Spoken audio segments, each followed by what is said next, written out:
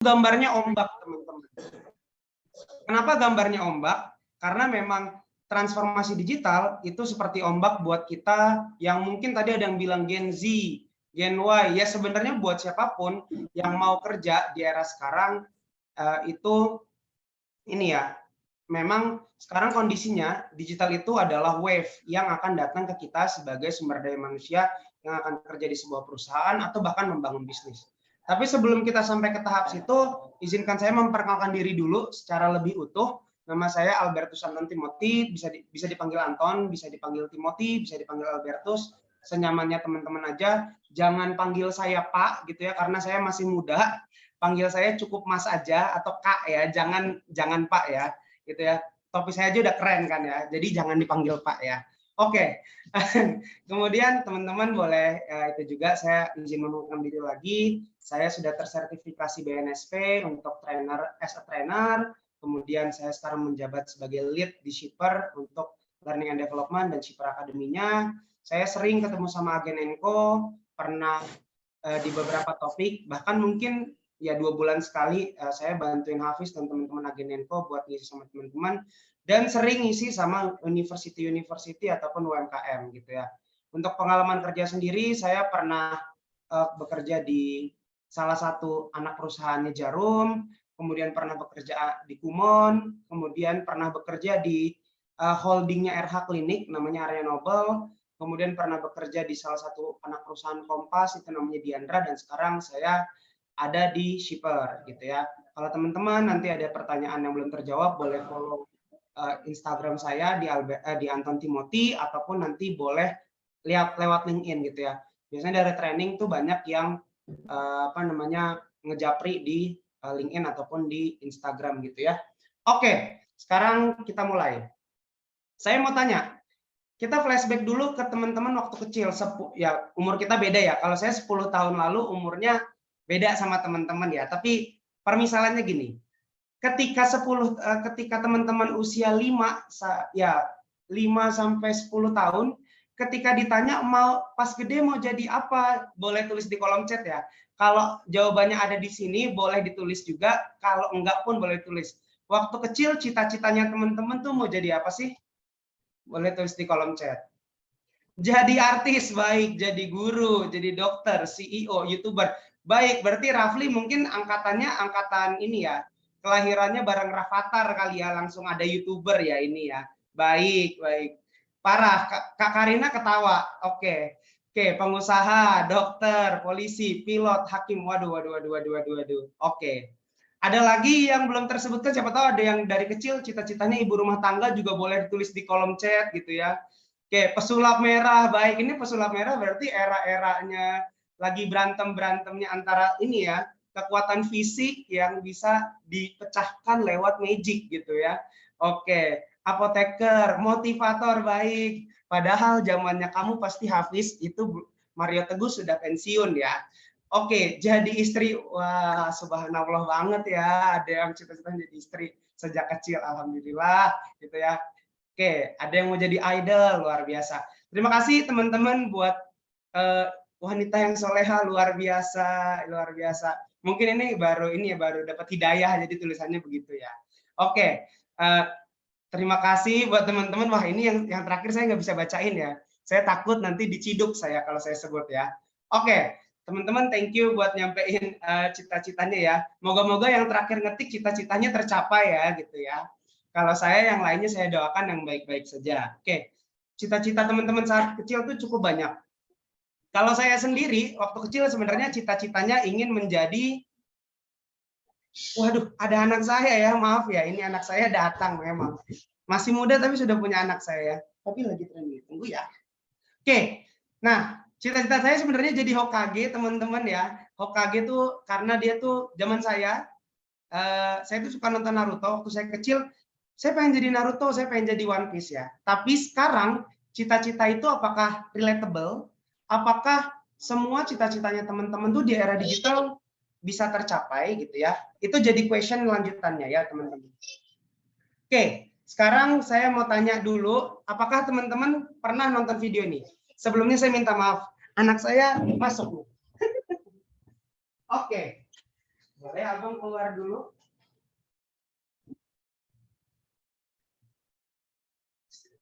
Seru kan? Training sama saya udah muda, ngomongnya relate, dan punya anak gitu ya. Luar biasa memang saya ya. Oke, teman-teman, saya punya 3 video. Apakah teman-teman pernah nonton video ini? Boleh tulis di kolom chat ya. Sudahkah teman-teman nonton video? Sudah 3 bulan, Jangan fokus ke lagunya ya. Lihat videonya. ku hamil duluan. Sudah 3 bulan, gara-gara pacaran suka Jadi sudah pernah nonton video ini? ku hamil duluan. Sudah 3 bulan, Kita lihat di kolom chat. gara-gara Ya, pacaran waduh. berduaan. Sangkatan fix. Waduh, gokil. Sudah. Saya lebih seringnya keong racun, Kak. Oke, baik. Berarti kamu angkatan lebih awal ya, angkatan pertama ya. Itu kalau di JKT48 itu berarti angkatan itu ya, Genki gitu ya, itu dia tuh luar biasa. Belum pernah dengar lagunya saja, Kak. Oke. Chelsea kayaknya ini ya, kurang jauh mainnya nih Chelsea nih. Coba googlingnya jauh lebih jauh ya. Oke. Bahkan ada yang follow IG-nya luar biasa, Irsyad. Berarti kamu udah update sekarang Jojo jadi tukang jahit dong, berarti ya luar biasa. Oke, kita lanjut ya. Kalau yang kedua, teman-teman udah pernah nonton belum?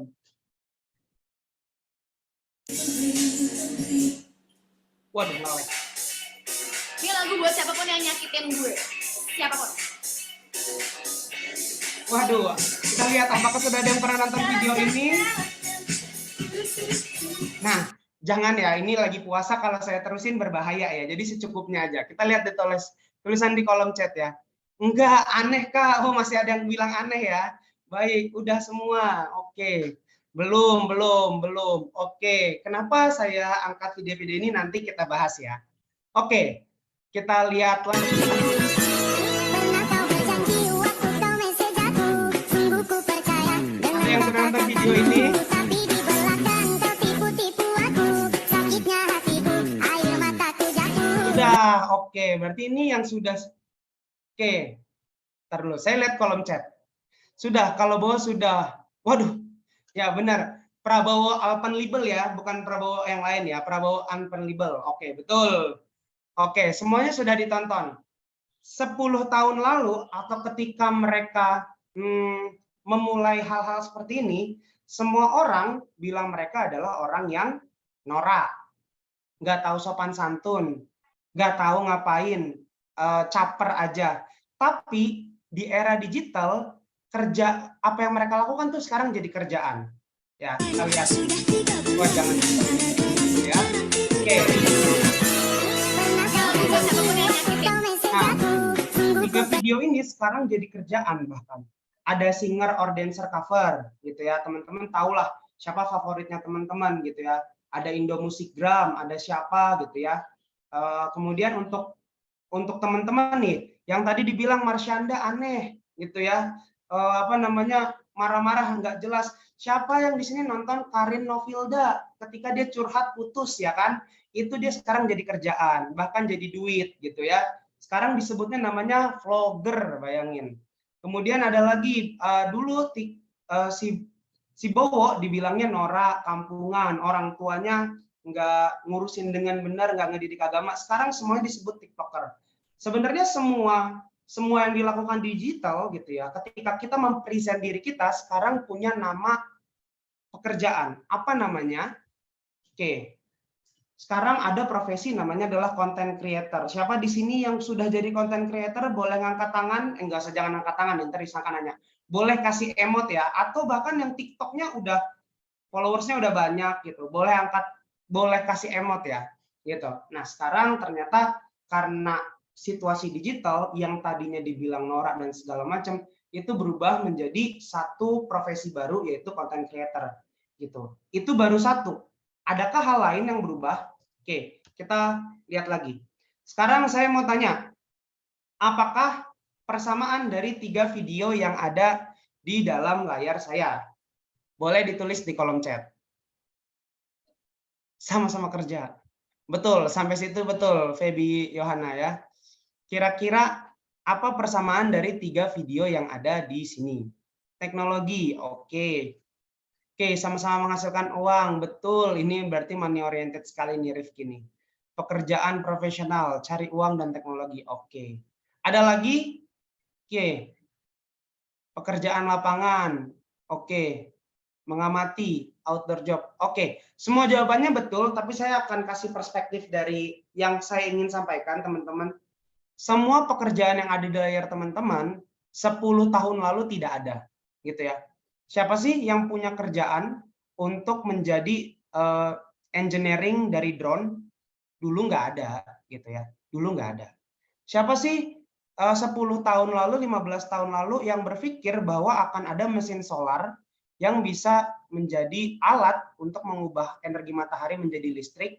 Nggak ada, gitu ya. Bahkan dulu, teman-teman, kamera itu bukan sesuatu pekerjaan, itu hobi, tapi sekarang jadi pekerjaan. Yang mau diambil adalah, tadi ada yang benar, kemajuan teknologi di bidang drone, kemajuan teknologi di bidang energi, dan teknologi di bidang pengambilan gambar lewat kamera, itu menghasilkan pekerjaan-pekerjaan baru. Gitu. Nah, jadi ada dua. Kuncinya ada dua, digital dan teknologi. Udah dua nih keywordnya. Oke, saya lanjut lagi. Nah, pertanyaannya adalah digital dan teknologi mempengaruhi diri teman-teman, tapi sebenarnya yang pertama adalah mempengaruhi kondisi bisnis, gitu ya. Sebelum mempengaruhi jadi pekerjaan, pasti bisnis dulu yang terpengaruhi. Oh, berubah nih, gitu. Baru teman-teman ikut berubah. Nah, pertanyaannya adalah teman-teman udah siap belum sih datang ke kondisi atau ke habitat di mana bisnis condition-nya udah berubah. Apa sih yang berubah dari bisnis condition sekarang? Oke, ada yang udah pernah dengar istilah VUCA, teman-teman? Ada yang sudah pernah dengar istilah VUCA? Walaupun ada di gambar ya. Belum. Belum Kak, baru pertama kali. Belum. Oke. Belum ya? Oke. Masih pelajar kah soalnya? Iya betul, aku juga masih pelajar nih, kita sama-sama masih belajar nih, Rifki. Oke, buat teman-teman yang belum, jadi sebenarnya VUCA adalah satu dampak dari kemajuan industri yang sekarang namanya industri 4.0. Jadi yang namanya industri 4.0 itu ada sejarahnya, teman-teman. Ada industri 1.0 di mana manusia menemukan teknologi sederhana. Di situ yang ditemuin apa sih? Kincir air, gitu ya. Kincir air untuk irigasi di sawah.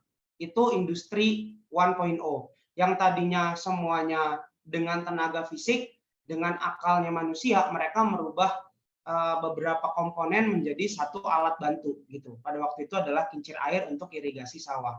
Masuk ke industri 2.0 di mana karena kemajuan dan kepintarannya manusia, mereka menemukan yang namanya listrik, teman-teman. Di mana ternyata alat-alat bantu yang kita pakai dengan teknologi sederhana, dengan menggunakan kekuatan alam, dengan menggunakan kekuatan mekanik, bisa loh digunakan lewat listrik, bisa dibantu dengan listrik, gitu ya. Masuk ke industri 3.0 di mana ditemukannya komputer sederhana, di mana pekerjaan-pekerjaan manusia yang tadinya menumpuk jadi lebih mudah lewat semuanya dimasukkan ke dalam komputer. Sehingga dan kemudian masuk ke industri 4.0 di mana di sini semuanya dari komputerisasi tadi, komputernya semua terhubung sekarang. Komputer saya dan komputer terhubung sehingga kita sekarang bisa bertatap muka padahal kita nggak sebelahan, gitu ya. Karena apa? Karena ada Internet of Things, karena ada digitalization, gitu ya. Nah, ini adalah satu wujud dari industri 4.0. Kemajuan industri 4.0 ini menghasilkan yang namanya VUCA, teman-teman. VUCA itu apa sih? Volatility, uncertainty, complexity, dan ambiguity. Dulu, waktu orang tuanya teman-teman mau daftar pekerjaan atau daftar loker, mereka harus cari satu-satu dulu. Lewat apa? Lewat koran, teman-teman.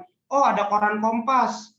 Mereka lihat, oh ada lowongan jadi kurir ini nih, oh ada jadi lowongan pramuniaga ini nih, baru mereka kirim by post ataupun mereka harus kirim langsung ke tempatnya, gitu ya.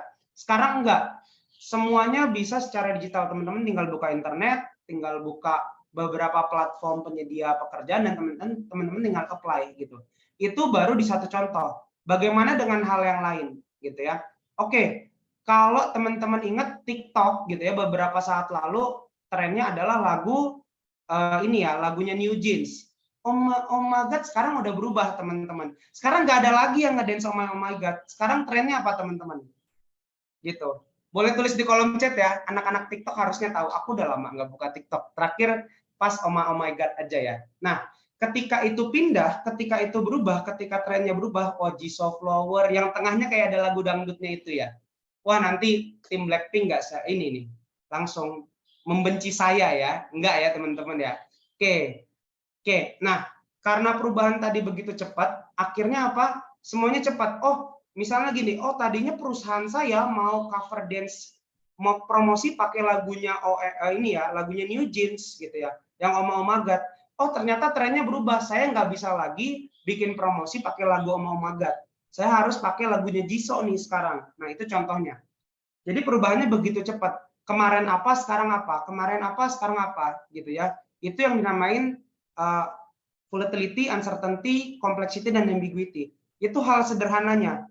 Bagaimana dengan kondisi bisnis di belakang layar? Oh mereka harus bikin ulang tuh. Konsepnya tadinya pakai oh my God, harus pakai Jisoo. Oh tadi gerakannya gerakan oh my God, jadi lagunya Jisoo. Oh tadinya mau keluar produknya ketika statement ini nih, ketika kata-kata ini nih di lagu, sekarang harus ganti di mana keluarnya gitu. Itu adalah impact dari volatility, uncertainty, complexity, dan ambiguity secara sederhana ya teman-teman. Aslinya jauh lebih kompleks gitu. Gimana kita cara ngedrive-nya, gimana kita bisa ke sana, gimana kita bisa relate sama kondisi VUCA, itu semua tergantung dari cara teman-teman bisa drive, bisa menguasai alur dari digitalisasi itu sendiri. Nah, hari ini kita bakal banyak bahas ke situ. Oke, saya akan lanjut dulu. Oke, sekarang karena saya udah tarik ke bisnis, kalau di bisnis digital yang mengalami VUCA banget, mengalami digitalisasi banget gitu ya, sekarang tuh ada beberapa industri yang lagi naik daun kasarnya gitu ya. Walaupun mungkin teman-teman sering mendengar hal-hal yang tidak menyenangkan dari beberapa perusahaan ini, tapi faktanya teknologi itu sudah membuat industri itu berubah gitu ya. Sekarang kalau kita lihat, siapa di sini yang nggak pakai Netflix, boleh angkat tangan. Saya nggak pakai Netflix, Kak. Pakainya layar kaca 21, oke, boleh. Nggak boleh ya, itu bajakan, nggak boleh ya. Saya pakai opadrama.me, Kak, gitu. Oke, saya mau tanya, apakah teman-teman pakai Netflix? Saya nggak pakai Netflix, Kak. Siapa lagi? Adakah yang pakai? Enggak. Kalau gitu pasti Mas Rifki dan Karisma pakainya yang lain ya. Oke. Enggak. Netflix sekarang udah nggak ngetren mungkin ya.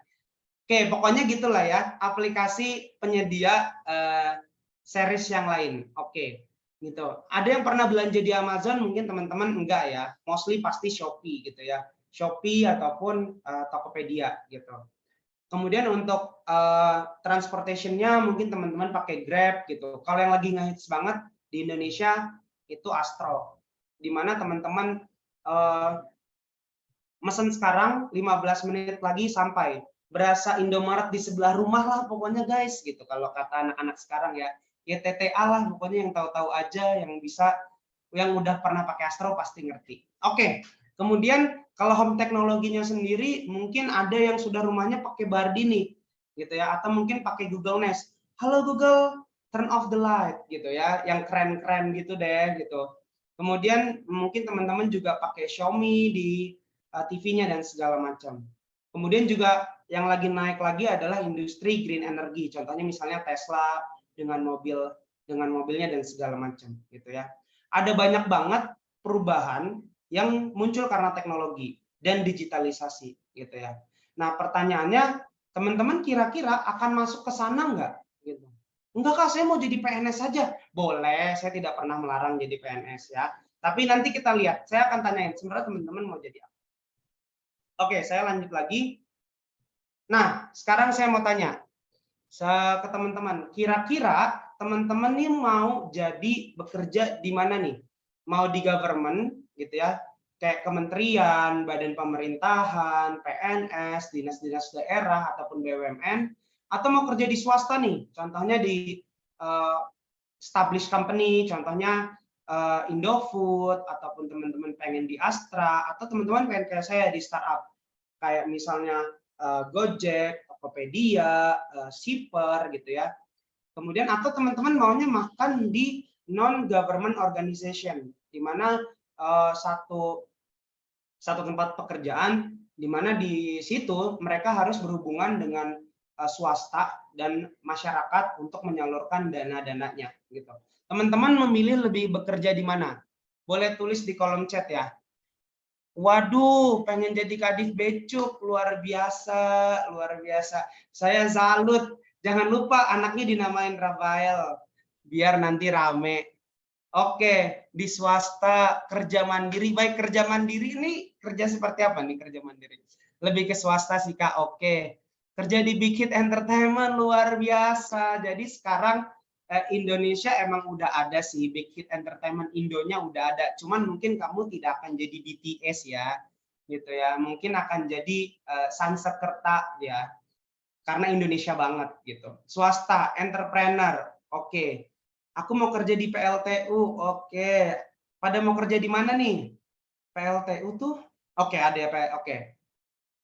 Baru sedikit yang jawab, apakah teman-teman tidak mau bekerja atau pengen jadi cita-citanya mungkin mulia ya, pengen jadi Gojek biar bisa content creator gitu ya. Kan ada tuh content creator Gojek tuh kan yang hari ini aku pengen bagi rezeki, baru dapat helm dari company ini buat teman-teman gitu ya. Mau kerja di Peruri, baik BUMN, Peruri, non-government, swasta atau pemerintah, oke ada yang dua-duanya. Sedapatnya aja lah Kak, saya mah nggak muluk-muluk ya. Oh ya betul, nggak boleh muluk-muluk ya teman-teman ya. Oke, tapi sebenarnya mau di swasta, mau di pemerintah, mau di non-government, teman-teman akan terpapar sama arus atau digital wave tadi. Masa sih Kak? Nanti kita akan bahas ya. Kenapa saya bilang semuanya akan terpapar dengan digital wave tadi. Mungkin boleh dibantu mute, kayaknya ada yang kepencet teman-teman. Oke, karena teman-teman sudah jawab, saya tidak akan kuis. Oke, sekarang pertanyaannya, apakah teman-teman setelah tahu kondisi bisnis yang berubah-berubah, kemudian teman-teman juga sudah tahu mau kemana, pertanyaannya selanjutnya, kira-kira teman-teman udah kira-kira bakal bisa survive nggak sih di kondisi digital wave ini, di mana ada arus digital yang begitu besar, menuntut kemampuan kita sebagai sumber daya untuk ngikutin. Kira-kira apakah teman-teman sudah siap? Boleh tulis di kolom chat dulu. Apakah teman-teman sudah siap? Sudah siap? Baru satu yang jawab, baru Kak Ida. Siap apa iya? Siap hahaha. Oke, insya Allah siap. Siap nggak siap harus siap. Siap nggak siap harus siap. Bagus. Semoga siap. Oke, teman-teman baik yang merasa semoga siap ataupun sudah siap, coba nanti di review. Kita akan bahas sama-sama kira-kira sebenarnya ada hal apa aja sih yang harus dipersiapkan ya. Saya akan bahas satu persatu. Oke, sebelumnya saya bakal kasih tahu dulu. Jadi ini dari MyKensi, teman-teman kalau mau baca jurnal aslinya nanti boleh chat saya gitu ya. Bahwa sebenarnya kami di bisnis ataupun di pemerintah itu dituntut untuk bisa mensupport bisnis kita untuk sampai pada automation. Automation itu maksudnya apa sih? Nggak ada lagi hal-hal yang dilakukan secara manual, nggak ada lagi hal-hal yang nggak bisa dilakukan dengan mudah gitu ya. Itu yang pertama. Kemudian McKinsey juga bilang bahwa digital teknologi ini bikin orang bisa kerja dari mana aja gitu ya. Dan yang ketiga, saya nggak akan baca semuanya, tentunya ini menuntut satu teknologi baru yang namanya artificial intelligence dan juga machine learning. Machine learning itu satu tools yang mempercepat seorang data analitik ataupun kita yang suka baca data untuk tahu nih arah trennya kemana gitu. Oke, saya lanjutin lagi. Kenapa itu semua dibutuhkan? Kenapa itu semua terjadi? Yang pertama, karena adanya rapid growth gitu ya. Ada pertumbuhan yang cepat banget setelah kita mengalami teknologi gitu ya. Dulu kita kalau mau bangun bisnis itu butuh bertahun-tahun. Sekarang teman-teman bisa lihat. Coba sekarang misalnya nih Mbak Karina atau Mas Tajun, coba buka Shopee Live atau misalnya usaha Shopee Live. Mungkin 4 hari lagi mereka udah beli iPhone baru gitu ya. Karena apa? Rapid growth. Digitalisasi tadi tuh membuat tadinya kita jualan harus satu persatu, sekarang tinggal Shopee Live, tinggal TikTok Live. Yang tadinya kita nungguin ada yang datang ke toko, sekarang orang datang sendiri ke toko kita lewat digital tadi. Jadi ada pertumbuhan yang cepat. Kemudian ada market demand juga, tuntutan masyarakat untuk kayak, ayo dong, lebih mudah dong, belanjanya lebih gampang dong. Itu baru di industri teknologi yang berbasis jual beli gitu ya. Ada industri-industri lain yang mengalami hal yang sama. Akhirnya apa? Kebutuhan tadi meningkat, marketnya meningkat, akhirnya support system yang di belakang itu juga dibutuhkan. Contoh gini, mau bikin Shopee Live nggak mungkin dong mereka nggak ada bisnis directornya. Gimana ya cara bikin bisnis ini berkembang? Tentu dong mereka punya product manajernya, kira-kira kita harus bikin fitur apa ya di dalam kolom Shopee Live kita gitu ya, atau dalam kolom market live-nya shopping live kita. Apakah kita cukup video aja? Enggak dong. Di situ tentunya kalau teman-teman buka si Orange Live gitu ya, Orange Shopping Live, di situ ada fitur keranjang, ada fitur chat, ada fitur tab, ada fitur apa aja, ada banyak gitu. Itu dipikirin oleh product manager. Nah, product manager ini kan mikirin mau bangun apa di produknya. Lalu yang bikin itu semua siapa? Tentunya ada engineering-nya gitu ya. Ada development-nya, ada back engineering-nya yang ngedevelop itu semua. Lalu nanti ketika ada masalah dalam proses jual beli, dibutuhkan lagi customer service kayak yang disediakan oleh agen info. Dibutuhkan lagi banyak tim gitu ya, tim operation yang nanti akan bantuin ngirim barangnya dan segala macam gitu. Lalu untuk itu semua dibutuhkan juga tim HR. Tim HR-nya harus bisa nge-hiring orang-orang yang bisa relate sama kebutuhan dari si Orange itu. Nah, ini contohnya aja ya teman-teman ya. Biar lebih gampang saya pakai fitur si Orange. Jadinya high demand tuh. Semua yang pakai teknologi tuh high demand. Akhirnya apa? Mereka juga digaji dengan cukup gede. Teman-teman boleh lihat profesi-profesi ataupun lowongan pekerjaan yang memang punya hubungan dengan teknologi pasti harganya cukup mahal ya teman-teman ya. Oke, ini contohnya lagi. Ini bukan contoh sih, ini katanya McKinsey sebenarnya. Karena situasi rapid growth tadi, karena situasi market demand tadi yang menghasilkan high demand juga untuk profesi-profesi yang membutuhkan digitalisasi dan teknologi, akhirnya ada yang mappingin gitu ya. Ada siapa aja sih yang dibutuhkan banget oleh perusahaan gitu di industri di era digital ini.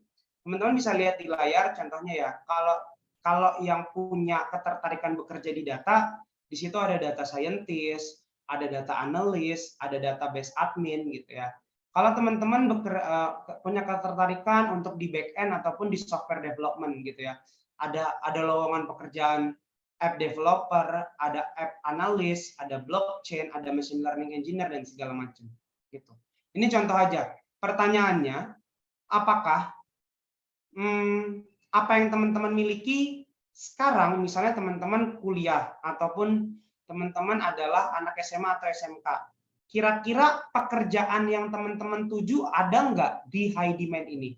Boleh ditulis di kolom chat, apakah pekerjaan yang teman-teman inginkan atau yang teman-teman tuju ada di layar saya ini. Boleh dilihat dulu, dibaca-baca. Kalau nggak ada, boleh bilang nggak ada. Oke, ada. Oke, apa tuh kalau boleh tahu? Ada. Oke, copywriter, graphic designer. Oke, ada. Oke, CEO. Oke. Apalagi nih yang ada boleh ditulis ya. Apa sih yang high demand digital ini yang teman-teman ada?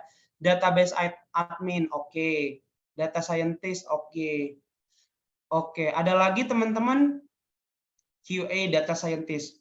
Oke, saran saya buat teman-teman, semua yang teman-teman sebut itu high demand, tapi yang lagi high demand banget sebenarnya itu salah satunya adalah yang di cyber security ya.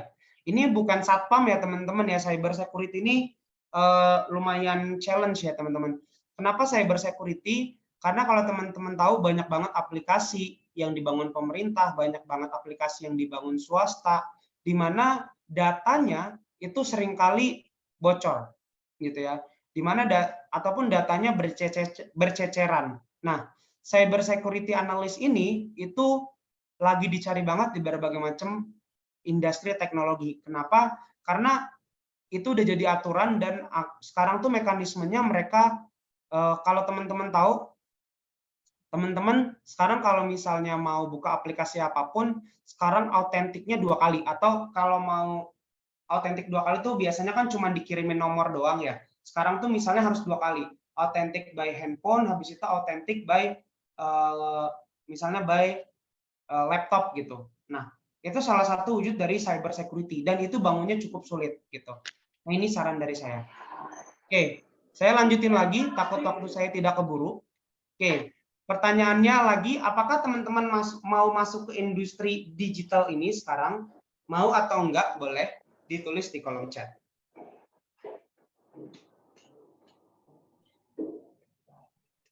Apakah teman-teman mau atau bisa? Mau Kak, mau Kak. Enggak deh, kayaknya susah. Oke, mau karena sangat diperlukan. Mau. Oke.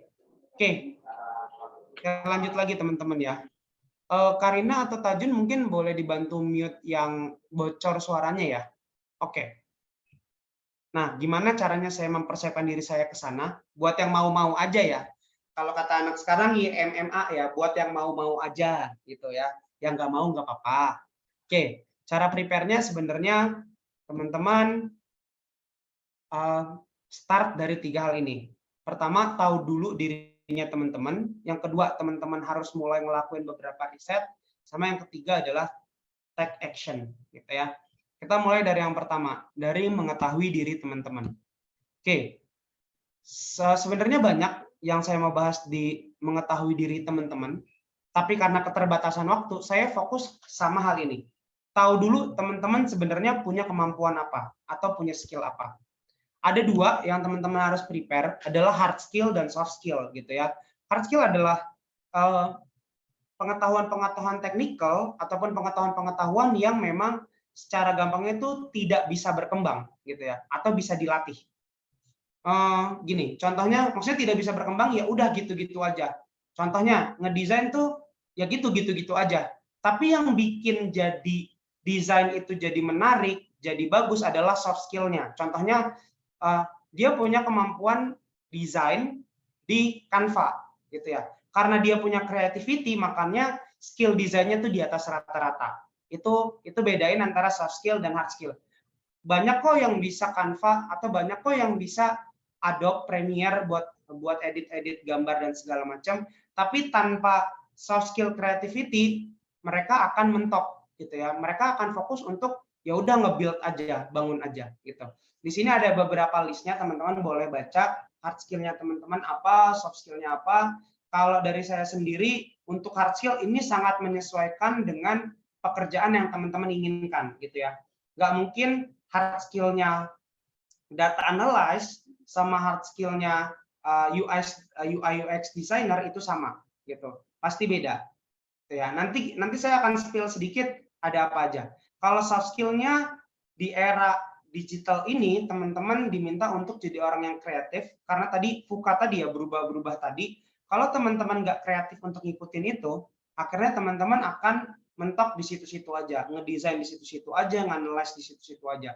Sama yang kedua, yang saran saya teman-teman perlu latih adalah effective communication gitu. Karena di era digital ini orang tuh jarang nyampein maksudnya secara utuh gitu ya. Mereka percaya bahwa informasi yang akan saya sampaikan sebenarnya bisa teman-teman temuin di internet gitu. Makanya mereka biasanya ngomongnya mulai dikit-dikit nih gitu ya. Itu kurang lebih kayak gitu. Kalau saran saya yang pertama adalah creativity, effective communication, dan yang terakhir adalah integrity gitu. Kenapa integrity itu penting? Karena nanti ketika teman-teman masuk di sebuah perusahaan atau bekerja, kemudahan teknologi tadi, kemudahan digital tadi akan membuat teman-teman tuh terbuai. Kayaknya kerjaan saya dikit deh, padahal enggak ya. Padahal kerjaan itu cukup banyak gitu ya. Oke. Kemudian yang kedua, teman-teman harus tahu juga teman-teman tuh mau dibayar pakai apa Di sini saya ada 4 pilihan. Ketika teman-teman mulai masuk di karir awal, kira-kira teman-teman tuh maunya dibayar pakai apa? Yang pertama, salary, yang kedua adalah achievement dan reward, yang ketiga tuh dapat reward ataupun dapat dibayar dengan lingkungan kerja yang oke, atau yang keempat dibayar dengan development dan exposure. Boleh ditulis kolom chat, kira-kira teman-teman tuh lebih banyak pengennya kemana? Ke salary, oke. Ada lagi selain salary, yang lain pengennya di salary, kedua, ketiga, keempat, good environment, semuanya, gaji karena uang diperlukan. Oke, salary. Oke, achievement, oke. Salary sih, oke. Semua, waduh luar biasa Marsha. Good environment, oke. Ada lagi? Keempat, development and exposure, oke. Oke. Oke, teman-teman, makasih yang udah jawab. Kalau tidak ada yang betul dan tidak ada yang salah, itu balik lagi ke preferensinya masing-masing. Contohnya gini, teman-teman adalah generasi sandwich. Oke. Yang ketiga itu maknanya apa? Good environment tuh lingkungan kerja yang bagus gitu ya, atau yang baik. Contohnya saling support, saling bantuin, nggak ninggalin ketika kita ada masalah. Nah, itu di yang ketiga gitu ya. Kalau saya pribadi gitu ya, saya tidak mencari salary di nomor 1 gitu ya. Saya mencari salary itu di kedua atau ketiga. Saya yang pertama adalah development and exposure gitu. Karena ketika development and exposure itu ada, saya bisa kayak sekarang nih ketemu teman-teman. Kalau gaji saya gede doang, mungkin saya akan banyak kerjaan yang masuk ke saya dong, sesuai sama salary saya. Tapi karena saya dikasih development sama exposure dari Sipar, akhirnya saya bisa ketemu sama teman-teman, ketemu sama banyak company lain gitu, ketemu sama universitas lain. Itu kalau saya gitu ya. Saya berpikir bahwa development and exposure itu paling penting ketika saya bekerja gitu ya. Karena ketika saya tidak ngomongin teman-teman ya, ketika saya bekerja, lalu saya kerjaannya itu aja, saya akan bosan, teman-teman. Gitu. Teman-teman boleh lihat deh, kalau teman-teman yang sudah bekerja ataupun yang belum bekerja, seberapa teman-teman ngelakuin hal yang sama terus-menerus, apakah bosan atau tidak gitu ya. Nah, itu teman-teman boleh review sendiri. Oke, thank you Bagas. Juga udah jawab ya, salary dan good environment. Oke.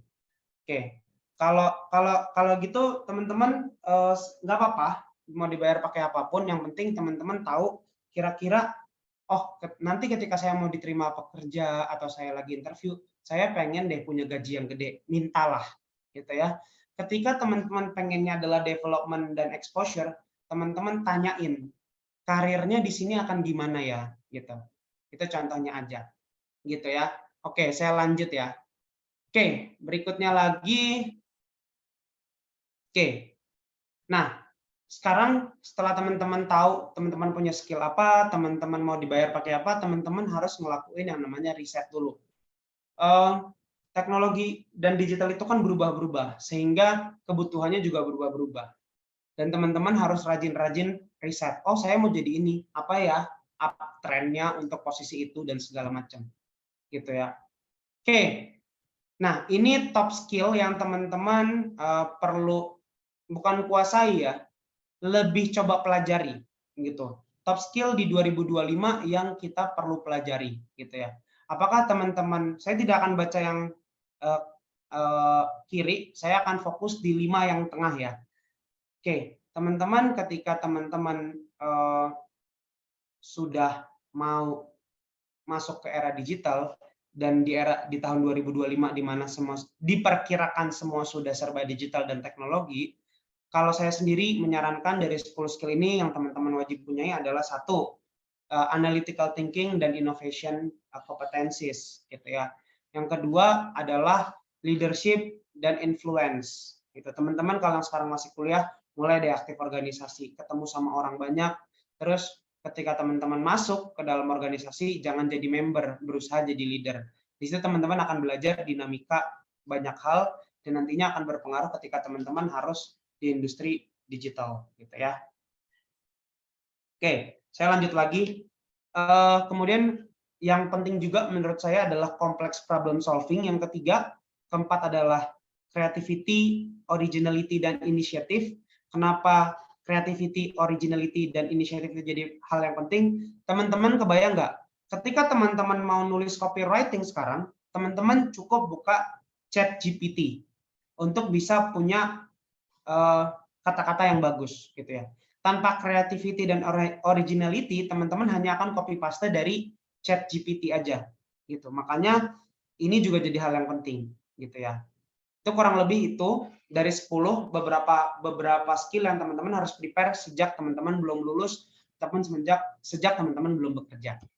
Oke, gimana dengan industri lain gitu ya, baik shipper ataupun corporate ataupun pemerintah. Kalau pemerintah sekarang juga udah masuk ke era yang digital juga. Mereka sekarang menyebutnya adalah digital talent BUMN, gitu ya. Saya tidak akan bahas secara detail.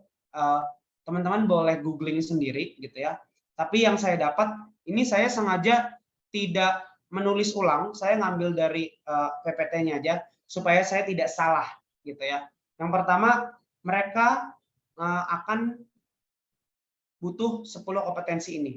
Saya udah baca, saran saya teman-teman mulai belajar ada tiga yang menurut saya urgent. Yang pertama adalah digital leadership gitu ya. Yang kedua adalah driving innovation, dan yang ketiga adalah global business savvy ataupun business acumen ya maksudnya. Gitu. Dari 10 ini, 3 ini teman-teman harus tahu. Oh, ya model bisnisnya kayak gini, sehingga perangkat digitalnya kayak gini, dan sistem operationnya kayak gini. Gitu. Oke, kalau di company kayak gimana? Nah ini saya udah ada sedikit spill ya kalau bahasa anak sekarang. Saya spill sedikit sebenarnya company specific skill yang dibutuhin apa gitu.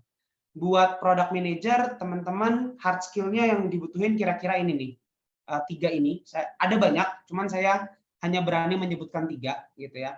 Data matrix and data visualization, dashboard creation, dan AB testing tools. Kak, saya nggak ngerti. Kalau teman-teman nggak ngerti, teman-teman nanti saya nggak tahu di Agenenko ada atau enggak. Teman-teman coba masuk di platformnya Agenenko untuk belajar soal product manager sehingga teman-teman tahu soal ini gitu ya. Ataupun teman-teman yang pengen jadi UI UX designer mulai familiar sama beberapa ini. Utamanya adalah di UX tools. Itu ada Figma, Miro, Sketch, InVision, Adobe gitu ya.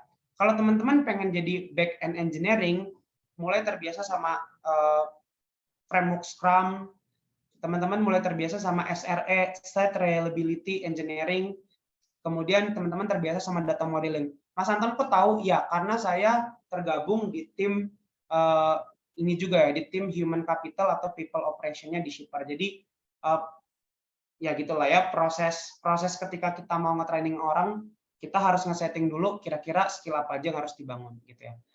Buat yang lain-lain, teman-teman boleh lihat di layar saya, takut waktunya nggak cukup, tapi ada yang general teman-teman.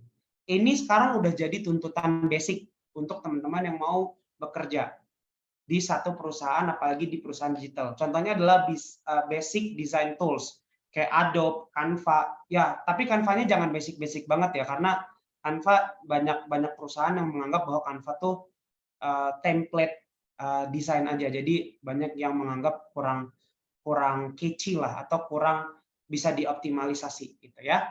Kemudian basic video editing, kemudian basic copywriting, sama basic research kayak ChatGPT ataupun Google Expert User. Contohnya teman-teman mau googling, tapi yang teman-teman cari nggak ketemu. Nah, berarti keywordnya teman-teman ketika mencari itu kurang oke gitu.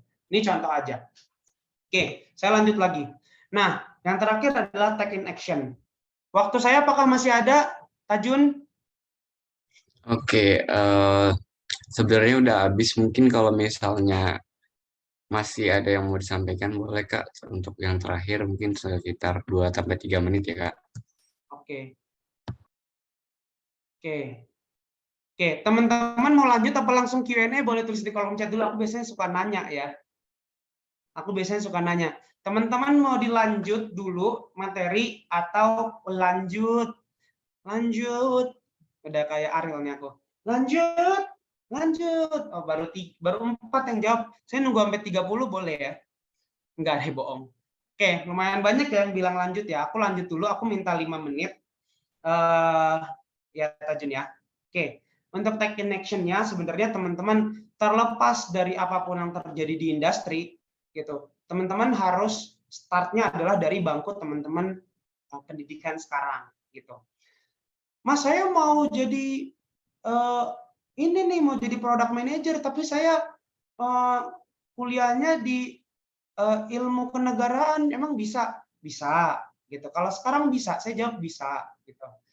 Mas, saya tapi kerjanya di matematika, saya bisa jadi graphic design, bisa, gitu. Tapi teman-teman benerin dulu basicnya teman-teman sebelum sampai ke sana. Basicnya ada di apa sih? Yang pertama, oke, saya bagi jadi dua, ada di pre-graduation sama di post-graduation. Di pre-graduation adalah, oke, teman-teman jangan jadi orang yang biasa aja, gitu. Industrinya udah digital. Ketika teman-teman mau kirim CV, gitu ya, terus GPA atau IPK-nya teman-teman tuh rendah, ya udah teman-teman akan kegeser by system, gitu. HR juga pakai sistem, teman-teman. Kita tinggal tulis, oh kita mau GPA-nya 3,5, usernya minta 3,5, oh saya 3,49 Kak. Ya udah nggak masuk ke dalam listnya si recruiter gitu. Jadi teman-teman maksimalin dari sekarang IPK-nya yang bagus gitu. Kejarlah IPK-nya yang bagus. Kemudian teman-teman terbiasa untuk ngelakuin project bareng dosen, kayak bareng teman, kayak bareng siapapun. Terus usahain teman-teman bisa kelar 4 tahun. Ini saya udah kayak orang tua ya, tapi ini saran saya, kenapa 4 tahun? Kenapa jangan lebih dari 4 tahun? Teman-teman kebayang nggak kalau teman-teman, ini fun fact gitu ya, masa orang menganggur itu sampai 6 bulan teman-teman. Jadi kalaupun teman-teman lulus 4 tahun, teman-teman masih punya 6 bulan untuk menganggur paling tidak gitu. Paling tidak rata-rata ya, ini saya bukan mendoakan. Rata-rata orang menganggur setelah lulus adalah 6 bulan gitu. Apakah itu hal yang buruk? Tidak, memang kondisinya seperti itu. Lapangan pekerjaan yang tidak sebanyak angkatan kelulusannya. Jadi teman-teman kejarlah 4 tahun. Kebayang kalau teman-teman lulusnya di 5 tahun, baru teman-teman cari kerja, berarti teman-teman memakan waktu 5,5 tahun gitu. Untuk teman-teman belum pada kondisi kerja gitu. Itu yang akan menyulitkan di kemudian hari. Kemudian education investment, teman-teman mulai ikut internship. Saran saya teman-teman ikut internship Kampus Merdeka buat yang kuliah ya. Nanti akan ada lagi di Juni, teman-teman yang mau apply ke shipper juga boleh gitu ya. Ataupun ke company lain yang mungkin menurut teman-teman, oh ini bisa menunjang kemampuan teknologi saya nih, kemampuan digital saya, silahkan gitu ya. Teman-teman boleh ikut-ikut kelas ataupun ikut-ikut webinar kayak gini untuk education investment-nya gitu. Mungkin boleh di Agen Enco, mungkin boleh, mohon maaf, brand-brand lain yang mungkin menurut teman-teman eligible juga gitu ya. Yang penting teman-teman education invest-nya mengarah ke profesi yang teman-teman tuju. Kemudian yang nggak kalah penting adalah English course gitu ya. Kalau teman-teman masuk di era digital dan Internet of Things, mostly itu kata-katanya udah bahasa Inggris semua. Gitu. Teman-teman diminta untuk ngejar itu juga. Kemudian yang terakhir adalah network invest di pre-graduation. Jangan teman-teman ketika misalnya jadi kepanitiaan di kampus ataupun di SMA, terus teman-teman nggak kenal sama orang-orang penting yang teman-teman ajak kerjasama. Gitu. Jangan jadi orang biasa aja, kejarlah menjadi leader. Karena ketika teman-teman jadi leader, yang teman-teman pelajari itu jauh lebih banyak. Gitu. Itu keuntungannya menjadi leader. Tapi responsibility-nya juga jauh lebih besar. Gitu sih. Oke. Kemudian ini karena waktunya terbatas, teman-teman usahain bikin CV yang menarik gitu ya. Teman-teman bisa googling aja, habis itu teman-teman bikin, ada yang sudah punya LinkedIn, boleh tulis di kolom chat. Apakah teman-teman sudah punya LinkedIn? Sambil saya napas, ada, sudah. Oke. Nah, pertanyaan berikutnya, apakah LinkedIn-nya aktif atau tidak gitu ya. Kalau nanti teman-teman mau belajar LinkedIn mungkin di lain waktu ya teman-teman ya. Kemudian join company karir, kayak tadi boleh lewat internship Kampus Merdeka ataupun internship lainnya gitu. Habis itu teman-teman nyediain waktu sehari-hari kayak gini sekarang nih teman-teman ngabuburit sambil belajar sesuatu. Itu being insightful juga. Oke, saya tidak akan bahas CV, mohon maaf banget waktunya takut tidak keburu. Oke. Kemudian ini juga saya tidak akan bahas, kurang lebih itu ya teman-teman ya. Tapi last but not least, ketika teman-teman masuk di ntar bekerja dan akan ke dunia digital, yang pertama-tama teman-teman harus lakukan adalah don't be to be picky. Maksudnya jangan pilih-pilih. Kenapa kita berharap teman-teman jangan pilih-pilih? Karena di era digital, mentality itu jadi hal utama juga yang teman-teman butuhkan. Gitu. Jadi dimanapun kerjanya, apapun kerjaan pertama teman-teman belajar di situ dengan oke. Yang kedua, teman-teman embrace learning mindset gitu ya. Embrace learning mindset itu segampang ini. Ketika dapat hal baru, teman-teman jangan nolak. Teman-teman cobain dulu gitu sih. Dan segala macamnya. Saya tidak akan baca semuanya karena keterbatasan waktu. Oke, paling itu aja dari aku. Saya kembalikan ke teman-teman Agen & Co. Kalau ada yang mau ditanyain ataupun mau dibuka sesi Q&A, aku serahin ke Tajun ya. Monggo Tajun. Oke, thank you Kak Anton atas penjelasan materinya yang sangat menarik ya teman-teman. Mungkin bisa kita simpulin juga, jadi yang seperti yang udah dijelaskan oleh Kak Anton, yang dulunya teman-teman mungkin nganggep itu hal-hal yang aneh, malah sekarang itu malah dijadiin pekerjaan gitu. Jadi dulu itu orang-orang yang di rumah aja gitu, kan dulu dianggap kayak kayak gak ada kerjaan banget kan gitu di rumah aja. Sekarang malah orang yang di rumah aja itu malah bisa ngasilin duit yang lebih banyak dari teman-teman yang bekerja secara offline gitu. Jadi dari materinya Kak Anton tadi buka mata kita banget bahwa sekarang itu pekerjaan muncul terus, tapi juga angkatan kerjanya juga tidak lupa sangat banyak juga ya teman-teman. Baik, selanjutnya kita akan langsung masuk ke sesi Q&A. Mungkin teman-teman udah nggak sabar lagi untuk bertanya ya. Itu udah ada yang nanya juga untuk raise hand. Teman-teman silakan untuk tulis di kolom chat ataupun langsung raise hand. Mungkin ini udah ada yang angkat tangan. Mungkin akan berlangsung selama 10 menit ya teman-teman. Silakan untuk Rashid Rabbani.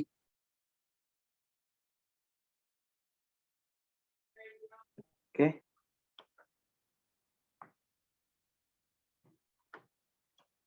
Oke, selamat sore teman-teman semuanya. Kak Albertus Anton, selamat sore. Oke, di sini aku bakal mengajukan pertanyaan. Membangun karir di era digital dengan memanfaatkan teknologi informasi tentu memunculkan pro dan kontra. Contoh pro-nya adalah kita memanfaatkan internet untuk cari-cari tutorial, untuk mengembangkan potensi kita. Dan yang kontra contohnya adalah menggunakan aplikasi hiburan atau game yang tak sedikit membuat kita lupa dengan waktu, tugas, dan orang terdekat kita. Karena teknologi informasi ini bersifat netral, membuat kebermanfaatan atau kerugian itu tergantung kita. Ada satu case di mana ada orang yang memanfaatkan handphone atau laptopnya untuk mengasah skill dan potensinya. Nah, ada satu masa setelah itu di mana orang itu mengalami burnout. Lalu untuk menghilangkan burnout-nya, ia buka aplikasi hiburan. Permasalahan yang sering terjadi atau yang sering dialami oleh remaja adalah terjebak pada zona nyaman di saat menggunakan aplikasi hiburan. Ingin mentas itu pun berat rasanya. Oke, pertanyaan saya, apa tips dan trik untuk tidak mudah goyah dalam meningkatkan skill dengan tantangan berkembang pesatnya teknologi informasi? Lalu pertanyaan kedua, bagaimana kita tetap bisa menjaga kesehatan kita, bersosial dan bermasyarakat kita, kondisi lingkungan alam di sekitar kita saat kita menggunakan kecanggihan teknologi yang memudahkan kita dalam berbelanja, belajar, bekerja, dan aktivitas lainnya. Oke, dua pertanyaan itu saya rasa cukup. Terima kasih. Oke, thank you Rashid. Oke, pertanyaan yang pertama, aku langsung jawab ya. Nanti buat Mas Dendi nanti dibuka sesi lagi. Buat Mas Rashid, gimana caranya kita supaya tidak terjebak ya? Pertanyaannya sebenarnya jawabannya sebenarnya sederhana, teman-teman. Jangan jadi customer gitu. Maksudnya jangan jadi customer gimana? Ya teman-teman emang marketnya gitu. Kalau teman-teman punya pola pikir bisnis, berarti artinya sebenarnya ada orang yang main game, berarti saya harusnya bisa buka bisnis game.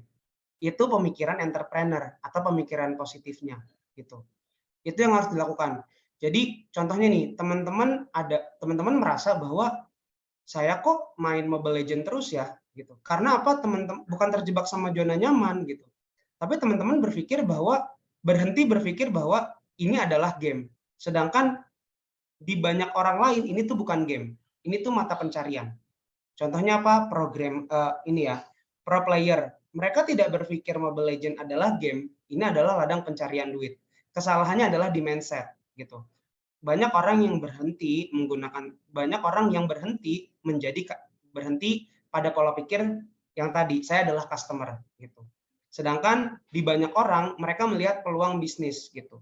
Teman-teman, kebetulan saya adalah orang yang juga suka belajar dan saya lagi belajar tentang Shopee Live. Teman-teman boleh percaya, boleh enggak, sekarang anak-anak itu jualan di Shopee Live. Kenapa? Karena mereka berhenti untuk bermain, mereka memanfaatkan teknologi untuk jualan. Kalian kalah gitu. Kalian tuh kalah. Kalian masih pakai itu misalnya buat Instagram, TikToker. Sekarang banyak anak-anak yang berjualan secara itu. Karena apa? Mindset mereka adalah mencari duit. Tadi yang jawabannya salary, banyak orang yang punya mindset yang sama. Jadi mindsetnya adalah mindset yang dirubah gitu. Saya tuh berhentilah menjadi customer. Itu mindset yang harus dirubah. Teman-teman mulai berpikir bahwa teknologi ini adalah peluang gitu. Kalau teman-teman suka main game, berarti memungkinkan nggak ya saya menjadi orang yang buat game? Atau memungkinkan nggak ya saya mendapatkan duit dari game ini?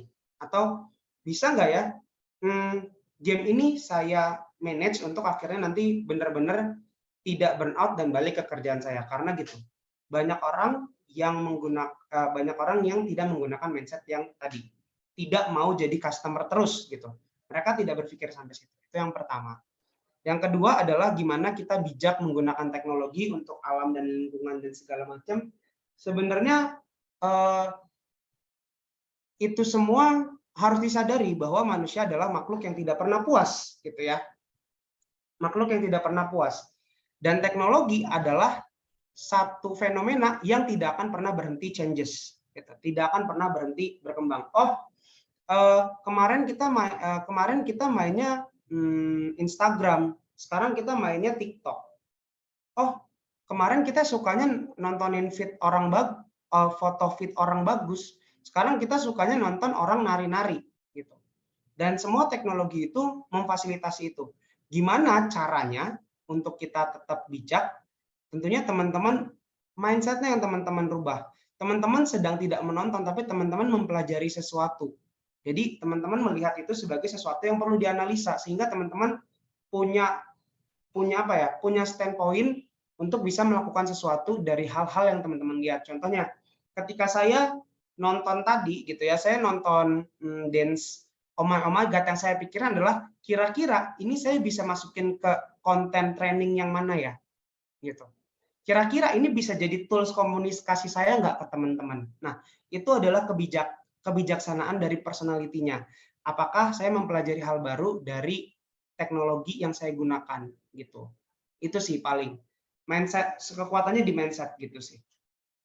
Rashid, itu aja. Dari aku, boleh dilanjut ke Tajun. Thank you Kak atas jawabannya. Kita langsung lanjut pertanyaan kedua ya. Mungkin ini Suaranya juga kecil jadi... Tajun, boleh digede bentar ya. Halo. Kedengeran? Oke.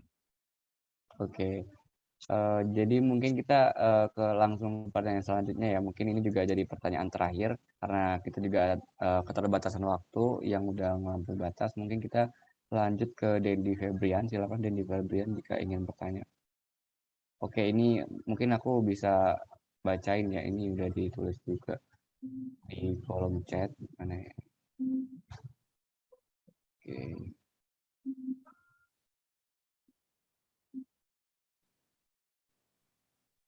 Tapi jika saya juga boleh Kak, nggak apa-apa kata Jun. Silakan Dendi secara langsung. Terima kasih kata Jun. Halo Kak Anton, saya Dendi Febrian, seorang mahasiswa akhir. Di sini kan kakak membahas suatu digital marketing atau digital internet lah, intinya penjualan lewat internet. Di sini suatu penjualan atau berbisnis itu pastinya agar cakupannya luas itu suatu brand kita itu harus menyentuh yang namanya media digital gitu atau internet. Biar brand kita itu dikenal banyak orang. Tetapi bagaimana jika suatu daerah yang menggunakan suatu kebiasaan atau yang biasa sering kita lihat, bisa dibilang, kalau saya bilang sih door to door. Jadi kebanyakan orang yang berjualan hanya ke kerabat ataupun ke orang-orang di daerah tersebut. Terus kalau kita misalkan bilang, kenapa nggak lewat digital saja, Shopee ataupun TikTok ataupun yang lain. Di sini pastinya orang tersebut misalnya bilang kalau misalkan daerah kita ini kan jauh dari internet, aksesnya susah. Nah, di sini juga tentunya mereka itu pastinya membutuhkan suatu pengetahuan yang luas tentang digital ini gitu loh. Dan juga ketika mereka diajak menuju digital, di sini kan digital jika mengirimkan suatu barang itu tentunya memakai paket. Jadi ada ekspedisi gitu kan. Nah, kebanyakan orang kan kayak gimana ya bilangnya, itu ribet lah. Jadi lebih baik door to door saja. Ini nih suatu hukum kebiasaan yang saya lihat. Di jurusan saya kan jurusan hukum nih. Jadi menggunakan suatu kebiasaan ini. Gimana menurut Kak Anton terkait adanya jika suatu daerah tersebut kurang gitu, masih mengenal suatu door to door dan tidak bisa maju deh, bisa dibilang. Terima kasih.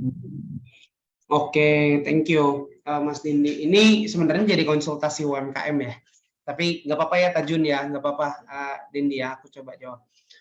Oke, sebenarnya nggak bisa dibilang daerah sih. Kalau menurut aku ini tuh balik lagi ke kemauan personality entrepreneur-nya. Apakah mereka mau beradaptasi dengan digital atau enggak? Teman-teman boleh lihat banyak kok Shopee yang dari Banjarmasin, dari kota Sambas gitu ya, dari Sambas Palembang, itu banyak toko-toko online yang dari sana. Dan mereka tidak ada masalah, karena apa? Yang paling penting adalah willing to learn about digital dulu gitu. Karena mereka tahu market dan kemampuan offline mungkin ada batasannya gitu. Sebenarnya kita nggak bisa nge-labeling daerah itu nggak aware sama teknologi, orangnya yang nggak aware sama teknologi gitu. Contoh lagi, saya itu sering isi training di Bintan. Mereka juga awalnya door to door, tapi sekarang mereka nggak door to door kok gitu. Mereka belajar online.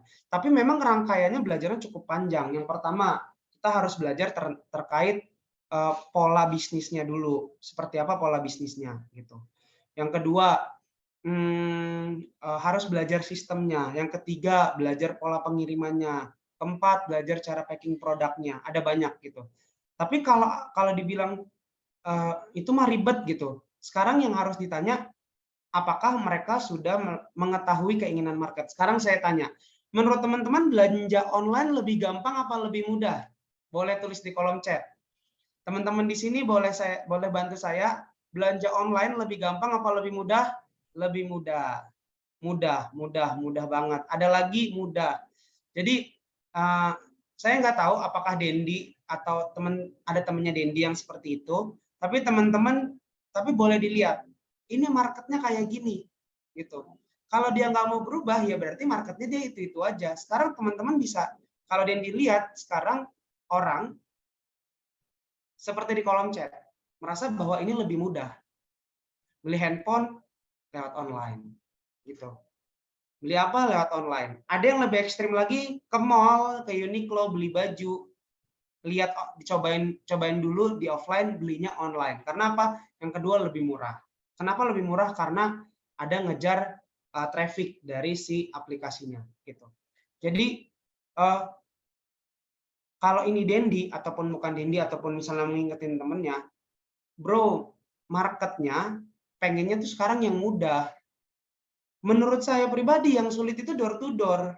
Kenapa yang sulit door to door? Saya harus, misalnya dia yang mau jualan, dia minta waktu. Kebayang nggak? Kebayang dong, gitu ya. Dia yang mau jualan, tapi dia minta waktu saya, gimana?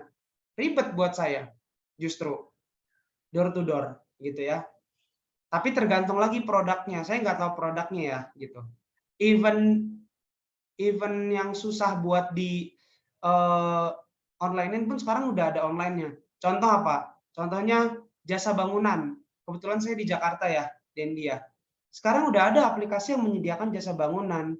Tinggal tulis mau bangun apa, meterannya berapa meter, besok datang tukang gitu. Sesulit gitu, segampang itu gitu. Nah, ya masih pertanyaan ini muncul karena dilihat sebenarnya mungkin bukan di daerah itu pasti ada yang nggak door to door gitu. Kayak tadi saya aja kaget, saya pernah dapat paket dari kota Sambas Palembang gitu ya. Ataupun kota Kaliagung Palembang. Kalau Kaliagung masih kota lah ya gitu. Nah, orangnya, entrepreneurnya memang sudah mau go digital. Nah, itu yang penting. Teman tadi yang di Bintan. Orang-orang Bintan udah mau go digital juga gitu. Tapi memang mereka jualannya hanya makanan kering. Tingkat ketertarikan orang-orang di luar Bintan mungkin enggak. Tapi bagaimana yang dengan usaha madu? Yang usaha madu tuh sampai keluar kota, ke Jakarta dan segala macam gitu sih. Oke, itu aja Tajun dan Dendi ya. Thank you ya. Oke, thank you Kak Anton atas jawabannya. Mungkin pertanyaan sekaligus jawaban yang udah dijelasin oleh Dendi dan juga Kak Anton barusan mungkin menjadi penanda akhir kita ya teman-teman. Mungkin sebelum kita pisah untuk sesi kita pada hari ini, kita akan lakuin dokumentasi terlebih dahulu ya teman-teman. Silakan untuk nyalain kamera teman-teman semuanya untuk melakukan dokumentasi. Mungkin teman-teman juga butuh laporan ke pihak panitia.